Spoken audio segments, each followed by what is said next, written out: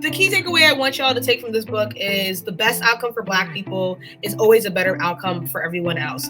Because it's really shocking when you start to trace how so many different social problems are really rooted in racism. Yes. Why is it important, do you think, to understand these topics from this lens of race and equity? Yeah, so the sentence I always say, and it's an amended version of the Black Women Best framework coined by Janelle Jones, who was the first Black woman and Black person to be the chief economist at the Department of Labor. It's this idea that the best outcome for Black people is a better outcome for everyone else. And this is true globally, right? So I'm talking to Toronto right now.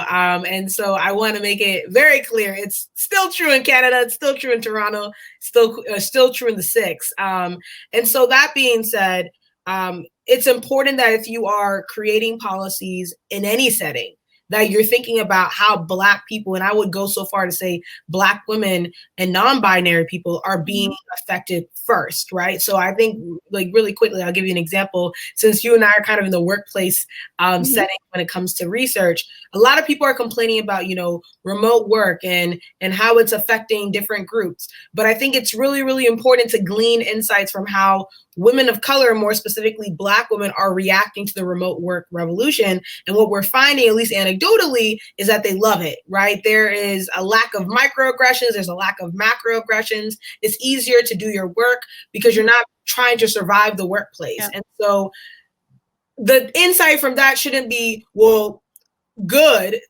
we still need you in the office. It should be, what are we doing in the workplace that is preventing people from wanting to come back?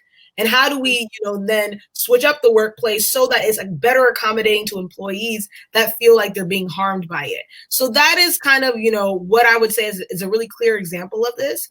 I think the other thing too, we can talk about some bigger issues where climate change is something that, everybody cares about. However, if you haven't noticed, even the climate youth activists that are represented heavily by the media are white. However, those white climate youth activists come from countries that are actually the problem, right? And so we should really be talking to Indigenous and Black or brown individuals who are at the forefront of this fight. And that's because they're part of communities that are actually championing sustainability in their communities before it was popular, right? And so I think that, this is kind of an example of, there are people who have suffered disproportionately from the harms perpetuated in society. And because they suffer disproportionately, they have to find creative solutions to those problems. And so we should start with them instead of starting with the people who might be part of the problem indirectly or directly. The best outcome for Black people